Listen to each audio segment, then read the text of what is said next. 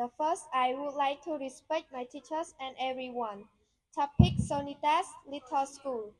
Sonita was a young woman who grew up in Kampong Thom.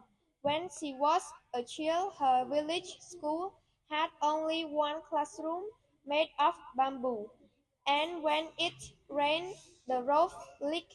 But Sonita loved to learn every morning. She walked 3 kilometers with her younger brother to the school. After she finishing her studies, Sonita decided to become a teacher. She wanted to give the children in her village a better chance than she had. Her friends told her teaching doesn't bring much money. Why not move to Phnom Penh and find another job?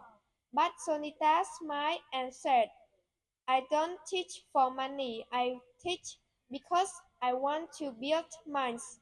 One year a flood destroyed parts of the school building. Some teachers stopped coming because the road was bad and the classroom were wet. But Sonita did stop.